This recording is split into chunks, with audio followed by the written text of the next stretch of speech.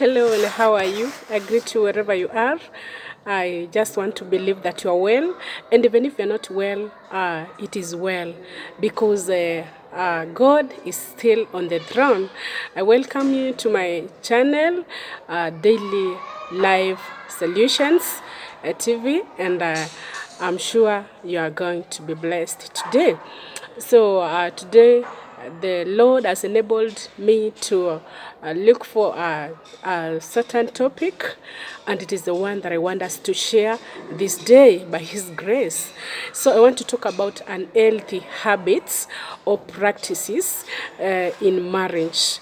That you could be in marriage, you are married, or you are in a relationship, but I mean you are in a dating process, but then there are things that you are doing that can harm your relationship, that can harm your marriage, and therefore I want us to speak about those things because the will of every partner, the will of every spouse, the will of every couple is to have a happy ending.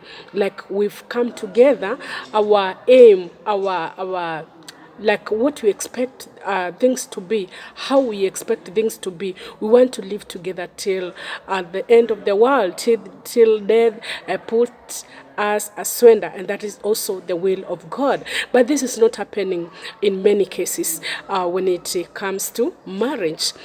People are their dreams in marriage are being cut short very sharply. You find that what people expected in their marriage is not what is happening.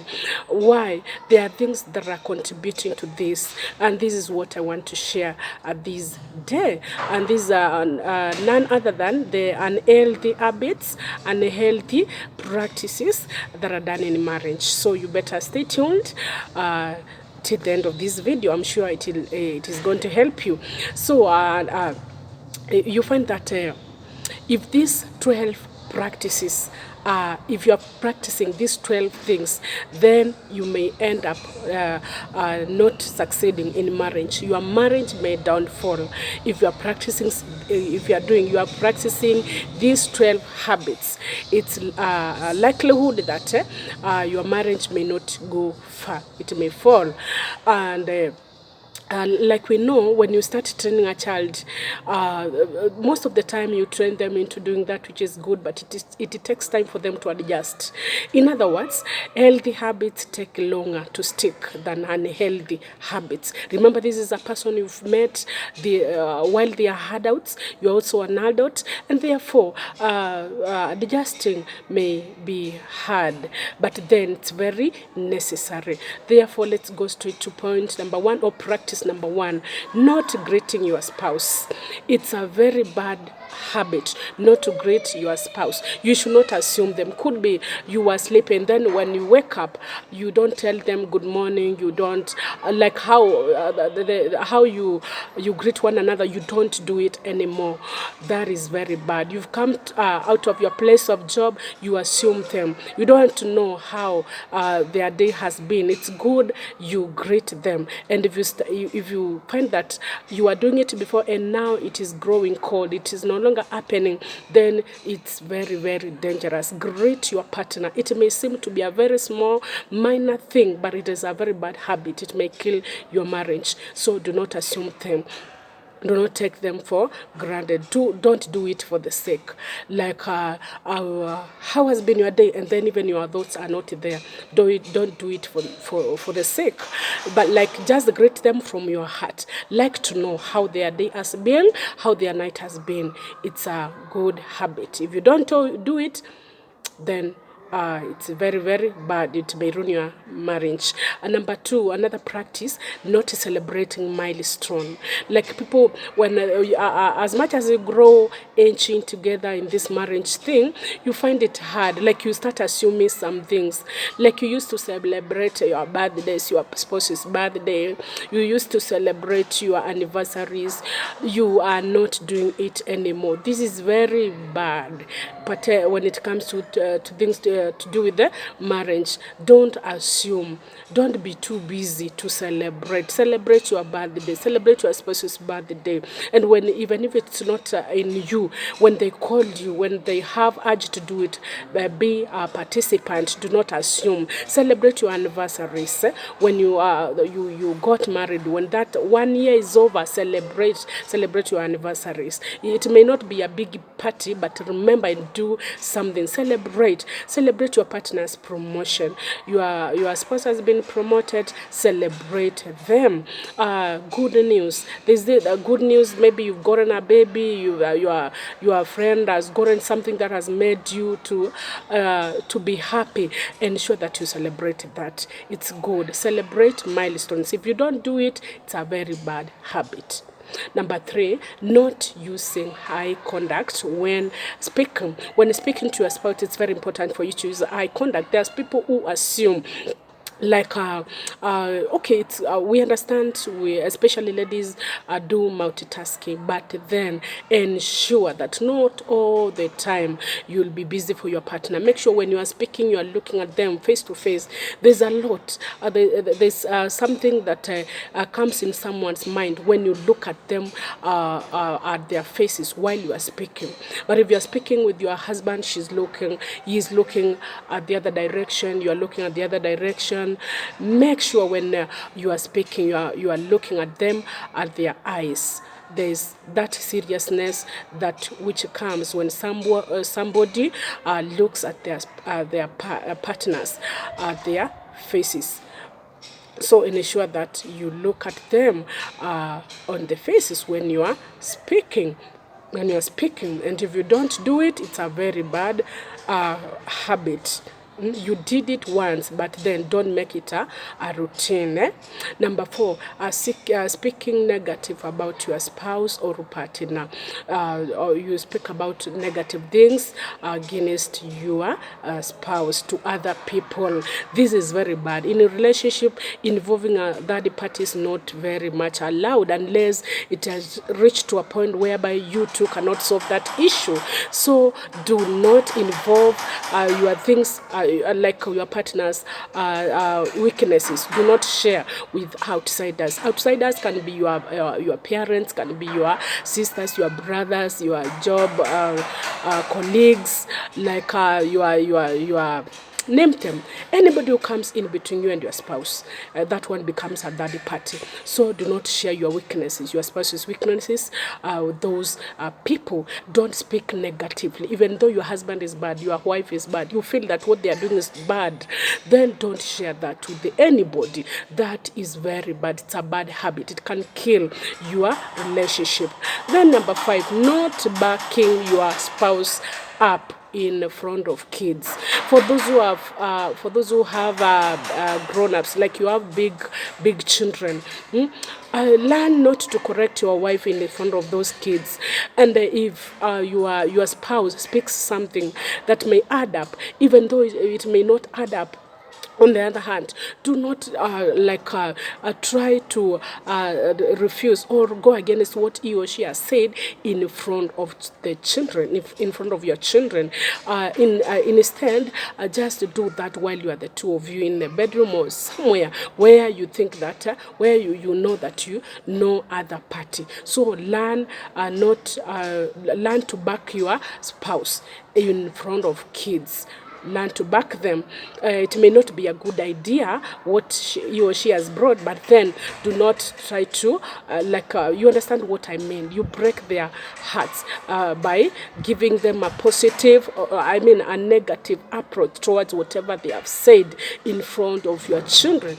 That is bad. Wait to correct or to align things while you are the two of you in your separate place. Number 6, not touching them. It's very bad not to touch your partner, because let me ask you, what is the difference between your spouse and your parents, your roommates, your friends? What is the difference? The difference mostly comes by when you use that touch, because you cannot touch your parents. You are grown up. You cannot touch your mother. You are grown up. You cannot touch your father. You are grown up. You cannot start touching your sister or your brothers anyhow. You are grown up. Could be you did it when you were young, but then show that that feeling, that connection that comes when you touch your partner. Could be it's not necessarily that touch of doing the sexual action. You may touch them. You are just in the sitting room or somewhere. Learn to just touch them. It shows, it means a lot. But if you are not doing it, it's a bad habit. It's a bad habit. I don't mean like you start touching your spouse in front of your children or in front of other people. I'm sure you know what I mean. Yeah. And if you don't know what I mean, then we can direct on the comment section area if you have any question, or you can add something. And then number 7, avoiding conflicts instead of solving them. You cannot avoid conflicts, because when you came together, you announced war. Like devil is not happy with people who are in a relationship, especially families, especially those people who are living peacefully, people who are living happily. The devil is not happy with that. Anything can come in between. And therefore, we call those conflicts, disagreements. When those things come, instead of avoiding them, you should solve them. Don't say, that one has gone, let me just assume it. You have pain inside your heart, but then you don't share it to your partner. That is a sin. It may kill your marriage. It may kill your relationship. In other words, learn to speak it out. Then look for ways on how you can handle that thing together. In that way, you'll have solved it. In that way, you'll not have killed your relationship. And then number 8, not being appreciative, showing courtesy. There are people who don't appreciate at all. Your partner has done something for you, for the kids, for your family, but you just assume it. You don't even know how to use courtesy while you are speaking. Learn to say words like, I'm sorry. Learn to say words like thank you. Learn to appreciate your partner. They may not have done much, but learn to appreciate them. Appreciating lifts someone's morale. Then number 9, expecting your spouse to read your mind. He or she is not an angel. So whatever you are going through, ensure that you share with them. Ensure that you tell them. It doesn't matter. It doesn't mean that because you told them what you went through last time, when you had such kind of symptoms, they should know that it's the same thing that you are going through. Let us learn to share. Let us learn to share with our spouses what we are going through. These people are not angels. And you over there, if your husband, your wife tells you what they are going through, then learn to give them a listening ear for that which they tell you they are going through. Then number 10, ignoring, not giving a listening ear. Ensure that you don't ignore your partner. That is in connection the point that you've read already, that you should not ignore them. When they tell you something, make sure you are not going to assume them, because if you assume, next time they will not tell you. So why will I tell you something if I told you the same thing last time? You did not listen, or you did not take any action. You even did not listen to me. You even did not say anything. So ensure that when your partner tells you something, you don't ignore. Just say something. Don't assume them. Give them a listening ear. Ladies especially ladies love to be listened to. I don't mean that you should not listen to men as well. So let us not ignore. Give your partner a listening ear. If you don't, you're killing your relationship. Number 11, not being apologetic to our spouses. Not being apologetic to your spouse, and then you keep on reminding them of their past mistakes.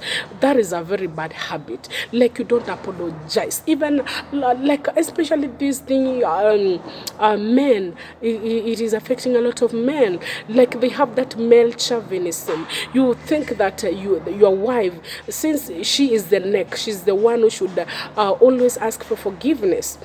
But you, when you do something bad, you should do not apologize. That is very bad. Apologize, even for the minor mistakes that you do to your spouse. Apologize. Learn to say sorry. Learn to show them that you feel that you have hurt them. Then admit it. When you admit it, use some ways. In my prayer video, there's a video where I have told you how you can receive a true forgiveness from your spouse. So learn to apologize, and then don't remind them of the things that they did in the past. Like, you did this last time, I forgive you. Now you've repeated, you want me to forgive you. That is very bad. Do not remind them. Don't remind them of the things that they have done. Just tell them, I'm sorry. And if you are a partner over there, your spouse asks for forgiveness, learn to forgive without counting how many times you have done it. Then the last point, number 12, not praying together. Not praying together. This is a very bad habit. Like, people who are together, since I've said there are a lot of conflicts, there are a lot of wars, like there are a lot of challenges, obstacles in marriages. The devil is fighting marriages. The devil is fighting those people whom God has joined. The devil is not happy when you are happy. The devil is not happy when you are prospering. The devil is not happy when your things are going well, and therefore he will wage war. And how are you going to defeat the devil? By praying together. Learn to pray together. I don't mean the prayer that you pray when you are eating, the prayer that you pray 2 minutes or 1 minute when you are going to sleep, that a second prayer when you pray when you wake up. That is not the prayer I mean. Learn to hold the hand of your partner, then pray together. It helps a lot. It keeps the devil away, and then you'll see yourself progressing. And even when challenges come, God will fight for you. So learn to invite God in every challenge, in everything that you are doing, and that is by praying together. Teach also your siblings, your children, how to pray together, and it will help you. If you don't do it, then you are doing very bad. You are practicing a very bad habit, and it will kill your relationship. It will kill your marriage. That is number 12. I thank you so much for watching this video till the end. May God bless you. May God do you good. And ensure that you practice those 12 habits. If you have not been practicing them, that is, ensure that you start doing it. You've been practicing 2 of them, 3 of them, 4 of them, 5 of them. Ensure you practice all of them for the complicity of your goodness, betterment in your marriage. And I'm sure you will not regret having that husband. You will not regret having that wife. Are you over there and facing some challenges in this marriage thing? It's not a must that you go to a counselor or somebody maybe who you think can ruin your relationship or something. We may share. I don't mean it's bad to go, but some people, while you share their issues with them, some are not that wise enough to protect your privacy. We can interact in the comment section area, ask any question. I'm not that much I don't have that much experience, but then by the grace of God, I'm sure we can help one another. It's not a must that you be of old age so that you may be wise. God can give you wisdom even to handle cases that are older than you. So do not fear. Let us interact. Any question is allowed, but pertaining whatever I've told, because the will of God is for us to succeed in life and also to live happily in our marriages, because God is the one who instituted the marriage in the Garden of Eden, and he wants us to live happily and to prosper, because he says nobody should put those who have come together asunder. Nobody should come in to destroy their relationship. So the will of God is for us to live together till the end. So may God bless you. May God do you well. May God remember you. And please, if you have not subscribed to this channel, may you subscribe and be a blessing to me. And as I continue being a blessing to you as well, comment and encourage me, because I will be happy. I'll feel happy. I'll be happy when you do so, and God is going to bless you. So until next time, my viewer, shalom.